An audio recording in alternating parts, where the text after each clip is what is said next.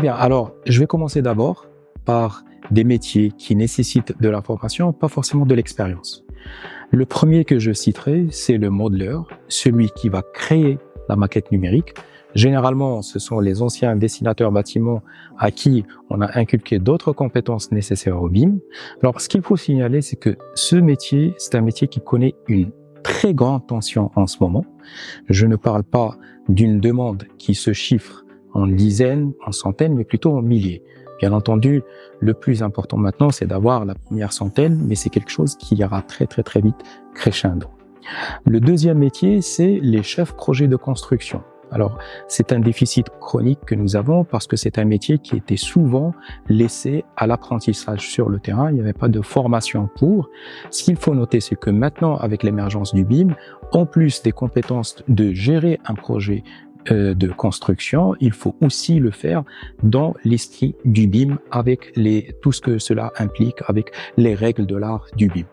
Le troisième métier, par contre, est un métier qui ne peut pas se contenter juste de formation, qui nécessite une expérience dans des environnements BIMés avec des projets d'une certaine complexité. C'est le consultant, l'AMO BIM, celui qui va accompagner de grosses entreprises qui ont l'intention de procéder à cette migration et qui, grâce à son expérience, va les accompagner pour qu'ils puissent mettre en place cette organisation dans la bonne forme. Voilà.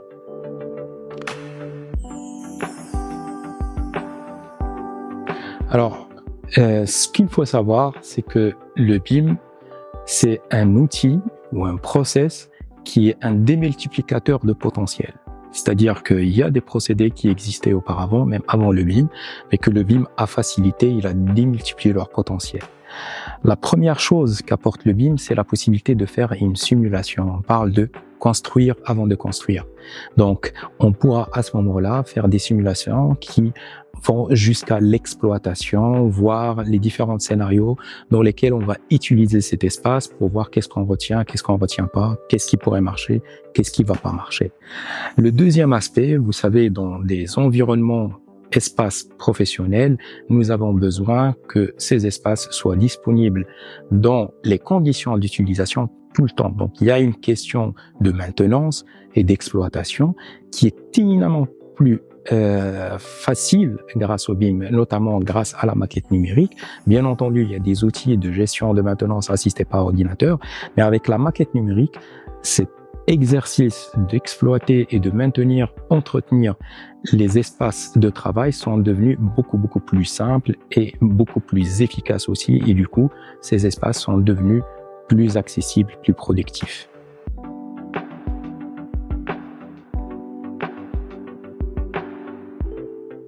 Alors, le premier point, il faut s'assurer que ce bâtiment est disponible avec l'ensemble de ses fonctionnalités tout le temps.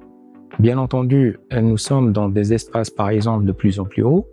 Nous avons absolument besoin d'ascenseurs et on connaît pas mal de bâtiments où il y a ce genre d'indisponibilité. Vous pouvez étendre ce type de désagrément sur l'ensemble des fonctionnalités offertes par le bâtiment et qui font que on ne sera pas dans des conditions idéales. D'où l'importance de la gestion, exploitation, maintenance.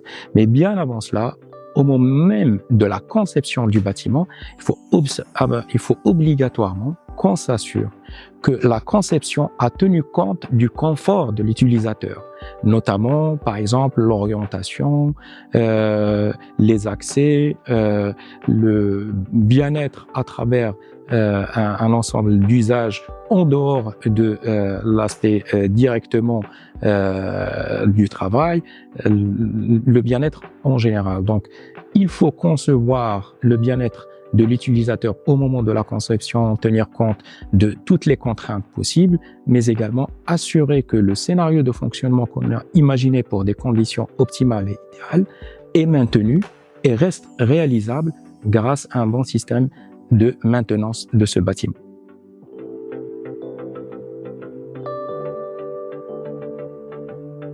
Alors, c'est une excellente occasion de voir que le Maroc est doté d'un ensemble de forces capables de prendre des initiatives comme ça pour tirer le train du développement. Et notamment dans le secteur du BTP, qui était généralement connu pour être toujours l'enfant pauvre de la technologie, sont vraiment ravis de voir ce genre d'initiative et aussi ravis de pouvoir échanger entre différents membres de cet écosystème. Merci RFTech.